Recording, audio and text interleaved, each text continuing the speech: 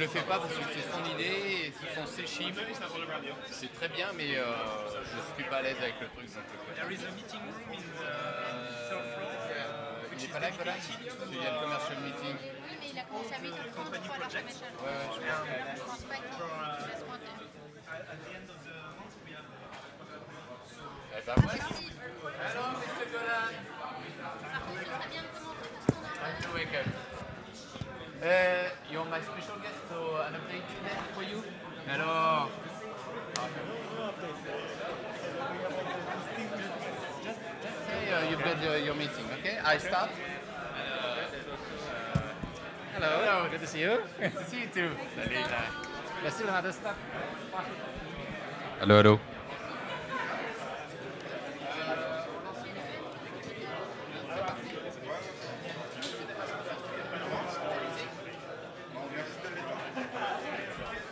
Hello, good morning everybody. Let's start. We'll start with the newcomer. Bashir Zeroug. Bashir, are you here? Yes, you're here. You can applaud him. So Bashir joined EM Team, the startup. Could you introduce yourself very quickly? Okay.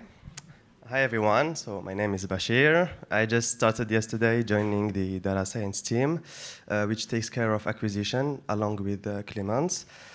So happy to be here, and prior to this, I was working at Auchan Direct, which is an e-commerce website, as data scientist too, and yeah, looking forward to meeting you all. Thank you, Bashir. Max, Max, yes. So Max, you joined the music rights team. Yes. Hello. So my name is Max. I used to work as a financial auditor for PwC. I've done this job for 3 years, and I joined Deezer mainly because of music that I love. So yeah, I'll join the royalties service, which calculates the rights of the artists. That's it.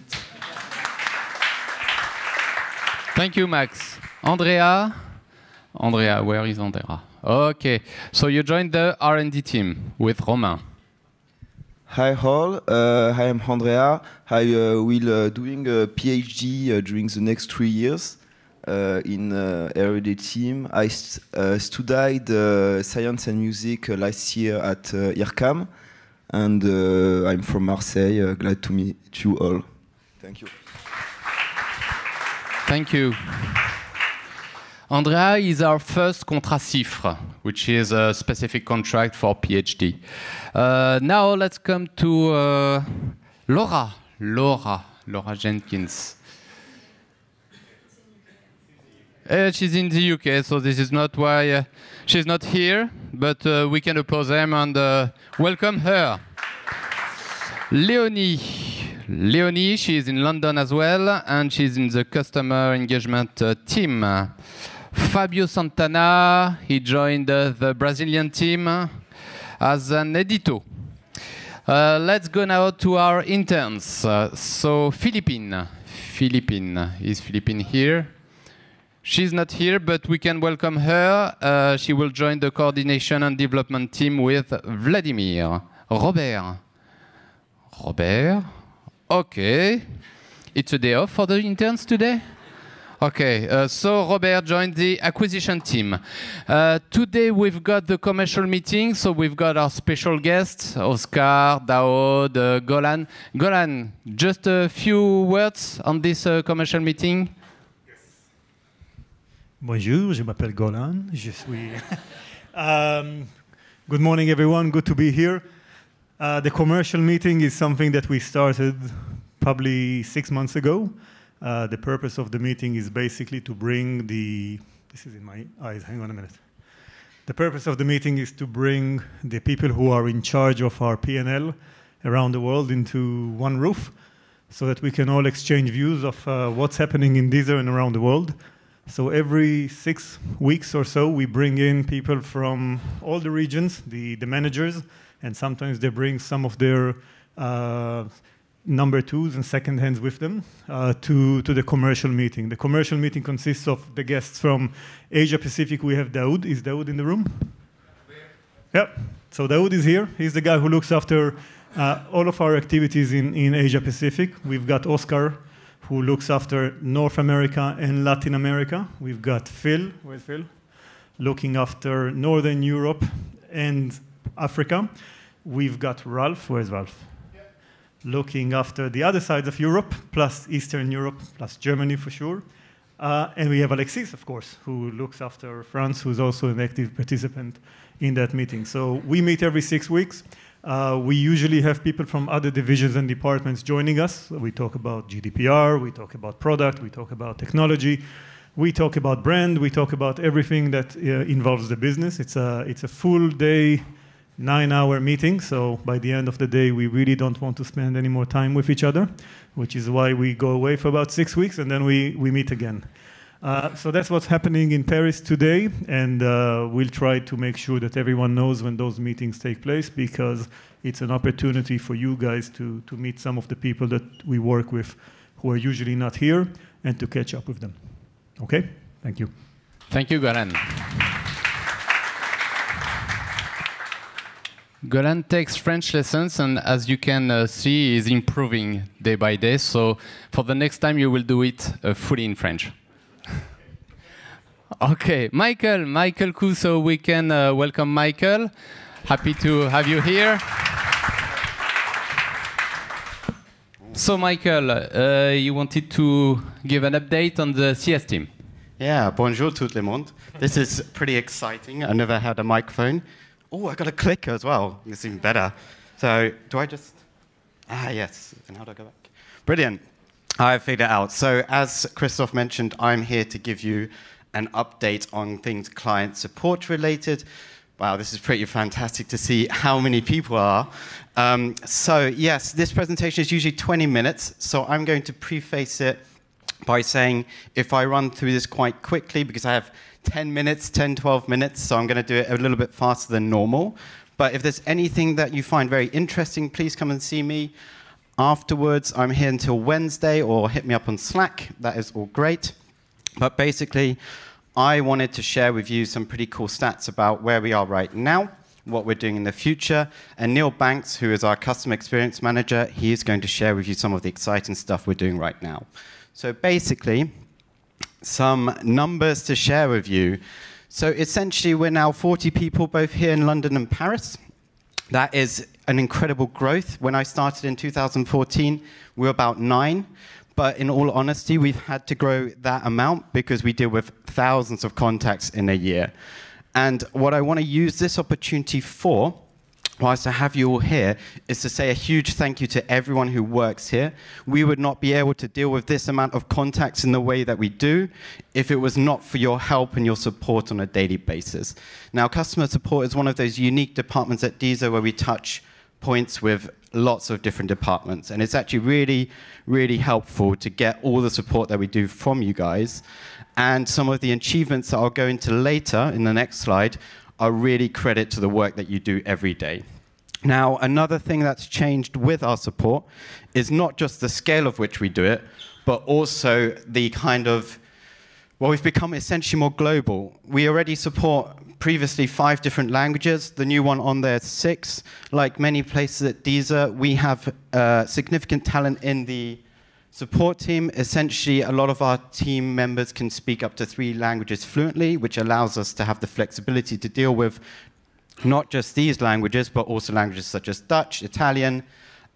We even have some very far out, like Hebrew. So that kind of flexibility is really key in order to be able to provide the support on a global level. And the other thing that's really changed in the last, let's say, 1 year or 2 years is that we've become present wherever the internet is. One of the things that we can do for Deezer to help it succeed is make sure we're adding value to as many places as Deezer is mentioned. So for example, the internet is a vast place. When I first started, we only did email. We've since then added live chat, expanded our social media, as well as created a community and expanded our knowledge base support site. The community and support knowledge base is something that Neil is working on quite heavily at right now, and he's going to go into more detail about some examples on that. But essentially, what we're trying to do is make sure wherever Deezer is mentioned, it's in a positive light. Now, I should also add that these ones listed here are not exhaustive. We also do stuff like App Store, we do Amazon reviews. Your typical conversation in Deezer is something like this. Someone in the company will approach me and say like, hey, there's people talking about Deezer. Please, can you, interact and make sure that it's in a good way? And I'm like, great, more work, brilliant. That's just my day in a nutshell. But essentially, Deezer's grown a lot, and it's really down to the success. I should say a special call out to our marketing, product teams, etc., for making sure that we're always busy.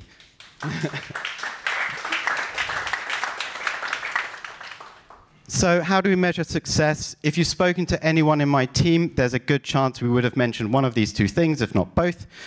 These are our general big umbrella KPIs. We have lots of other KPIs, lots of data in the background, but usually they feed into one of these. Without these two, we would not be able to provide the support that we do at the level that we do. Essentially, customer satisfaction is basically how do our customers perceive Deezer is a positive light. Our target here is 80%. Our first response time is the second one, which up until last month was 24 hours. But now we're in a position where we can actually improve that, and it's down to 18 hours, which is fantastic. And we go down. Golan keeps sending me emails like, when can we lower it down? But yeah, that's just how it is. So,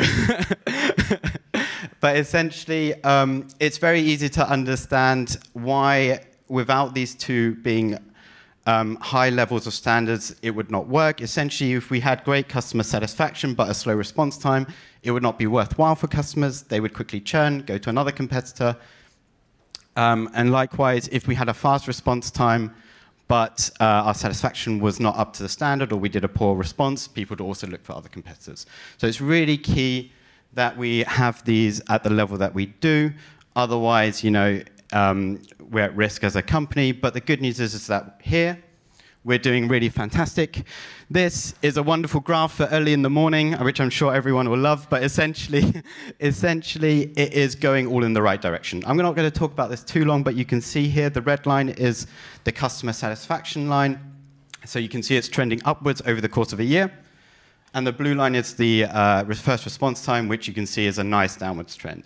And as I mentioned before, our target before for first response time was 24 hours. But you can see that for the last year to 9 months, we've been consistently below that, which allows us to lower our target to 18 hours, which is really great, and actually something that we're way ahead of target in order to do so. So, what's in the future? So this is super exciting, and I wanted to give you a little bit of a heads up on this. But essentially, what we're looking for to aim towards, if the previous slide was what we measure internally for our success, this is the next step in terms of what we want to do to measure how successful we are in terms of customer support and as a company. This is the UK Customer Satisfaction Awards. It's run by the UK CSI, which is a UK-based company, but it is a global organization. They look at companies that do, well, you can see on the right, this is their top 25. You can see there's some significant ones like Netflix, which is very similar, number 24. Fun fact, Spotify entered this last year. They did not place anywhere in the top 50. So that's always a little nice. But essentially, this is something that we want to work towards this year and also enter in next year in terms of we want to see how we shape up compared to other global organizations. And we're in a position where we can do that now. There's two parts of this that I just want to touch on very quickly. One is the fact that they have an awards, which is separate. So we can enter in different categories in order to see how we do in a particular section. And the second is they actually rate the organizations based on performance in terms of customer support, and this is where the ranking fits in. So first step for Deezer is to make sure that we get to the level at which they recognize global customer support. And then the next is to see how we compare to other companies. So I think that is my part in a nutshell. I'm going to hand over to Neil. If there's anything in this part that you're interested in, please come see me afterwards.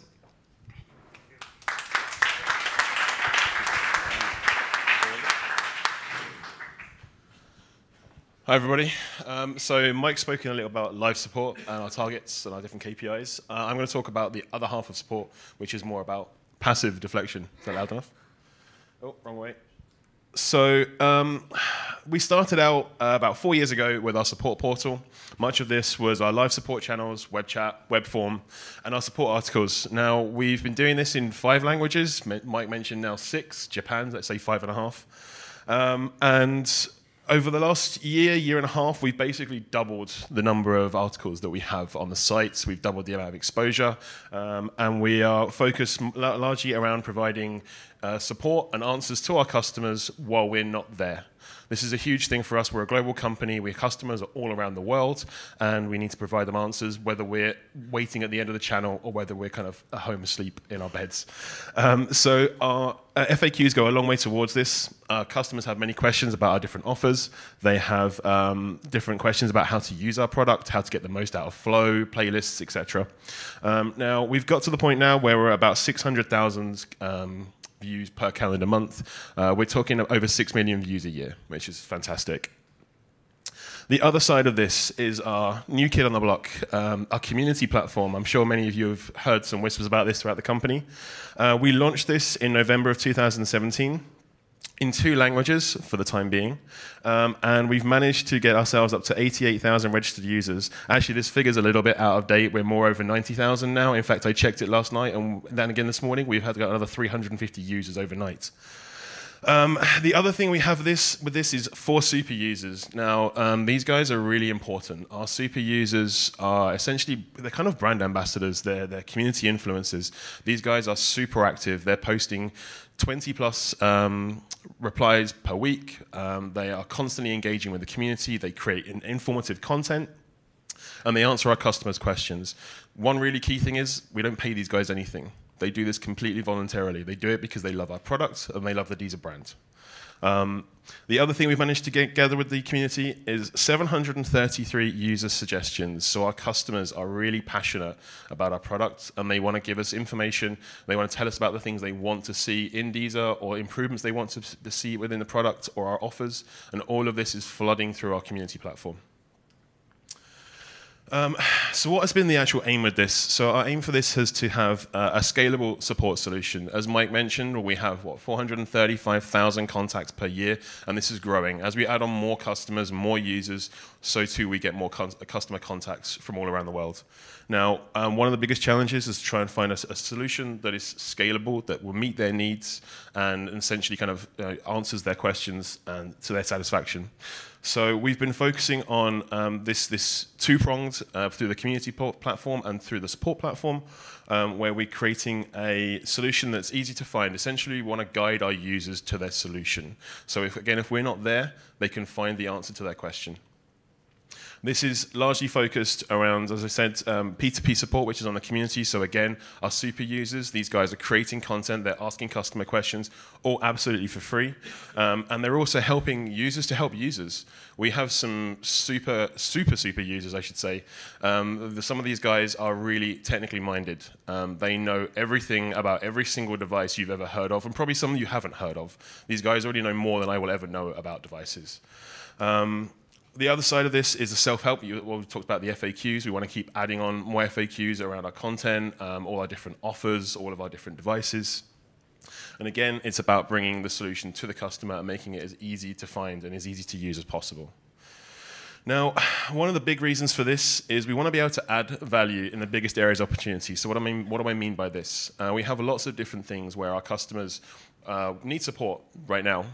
They want to change their email address. They want to, reset their passwords. These are all really simple things where we don't really need to speak to them. We want to give the customer the solution and how to do this, how to perform the action themselves. They don't need our assistance with this. And this frees up our time to do things where there's more meaning, where we can add value to the business. A big part of this is sharing and leveraging feedback. So I've already mentioned through the community, we have 733 different suggestions now, and we've spent some time gathering this information, collating it, and then sharing it with product managers and product owners all around the company. So a big part of that is our community feedback. So this originally started a long time ago with something called Context Matters. Some of you, if you've been subscribed to it, you might recognize that name. It was a very simple newsletter where we just shared some suggestions from our community, mostly through our ticket channels. This has now expanded to be our community feedback. So the big advantage of this is we can gather the information from the community. And we can also weight it with actual votes, like it's data-driven. We know exactly not only what their suggestion is, but we know how many of our users actually care about these suggestions, what's important to them. And the idea is that we want to have this flow where we are gathering their ideas from the community, we are then filtering them, we're moderating them, and then we're getting back to the community. They really appreciate it when we are getting back to them and speaking to them, engaging with them around their ideas. This is super, super important. This is actually driven through our ideas forum. So again, this is a specific area on the community. If you've not visited the community yet, come and find me afterwards. I'm sure I can run you through it. I'm happy to spend some time. As I mentioned, it's data driven. They can vote, upvote and downvote the different ideas. This gives us a great picture of exactly what people want, but how many people want it. The other side of this is product launch feedback. So we've been doing this probably since Deezer Family launched. We gave a great little breakdown of the Deezer Family launch. How long ago is it now? A year and a half ago now. And then we've been doing this ever since. So we did one with Alexa and Google Home, gathering again information, feedback from the community, and sharing it with all the different product managers. It allows us to respond to issues quickly, and it allows us to kind of leverage the feedback from the community to really make changes to the offers and to our products that the customers want. Okay, so what does this all kind of mean for the next year or so? For us, we want to create the #1 music streaming community that's out there. We want to have an engaged user base. As I mentioned, we've already got about 92,000 people already in the community. We want to double that before the end of this year, up to 200,000. We want to launch our super user program. So this is something that's really important. As I mentioned, our super users are key to our strategy on the community. And we want to create a program where these guys feel like they're part of the team, they're included, and they're valued. The other side of it is to amplify the user voice. As I've mentioned, we're already doing a lot about channeling feedback from our community to all the different product managers and to development teams. We want to find a better way to leverage this feedback and share it with you guys actively through our community feedback newsletters. And then we want to complete the loop. This is the important part, right? We want to get back to our community. We want to reply to at least 90% of their suggestions and then champion the top quarterly ideas within the company, to really explain that this is important to our users. And then the final piece of the puzzle is to kind of measure the success, how we've done with this. Mike already mentioned we have our CSAT and our response time. We want to implement a new kind of metric for us, which is called customer effort score. This measures exactly how easy it is for customers to interact with our support and to find the answer that they want. That's everything. I've kind of raced through that rather quickly, so if you have any questions, feel free to contact me afterwards. Yeah, thanks.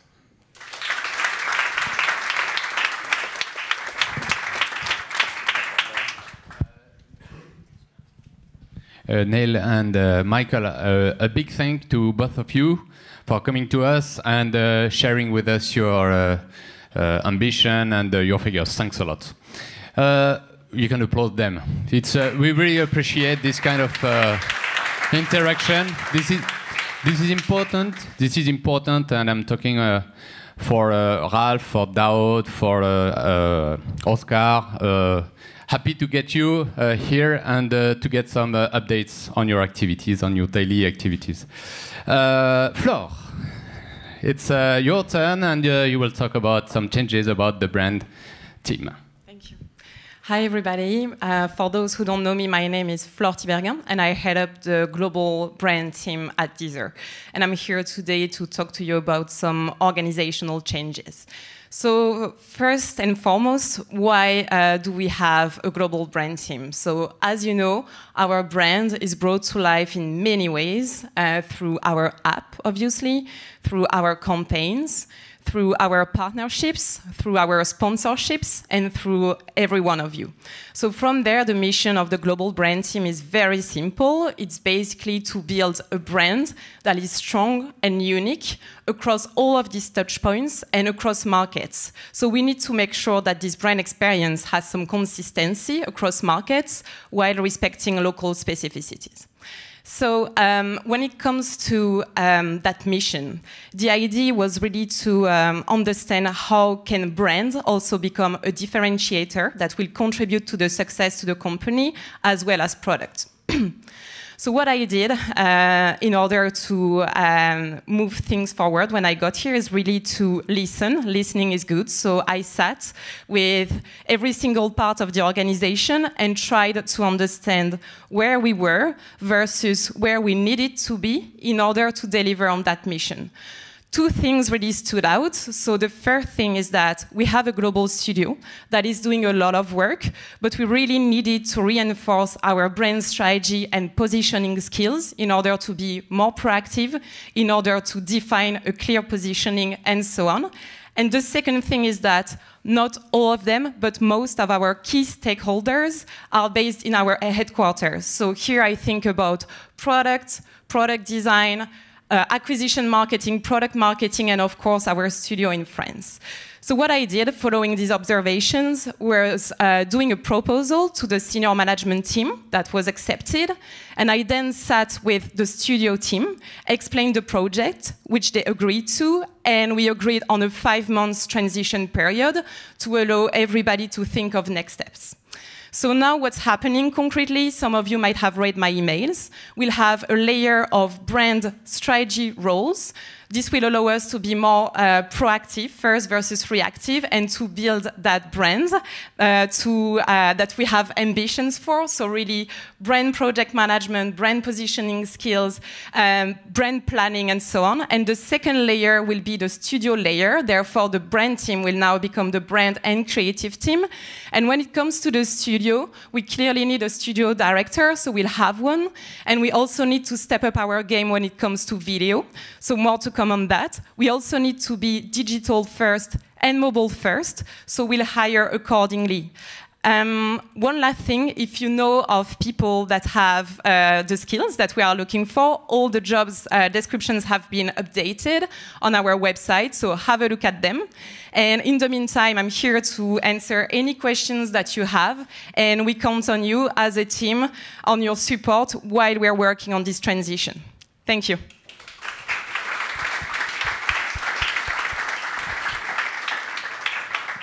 And on top of that, I remind you that we have a referral program. That's it for today. Thanks a lot, and have a nice day.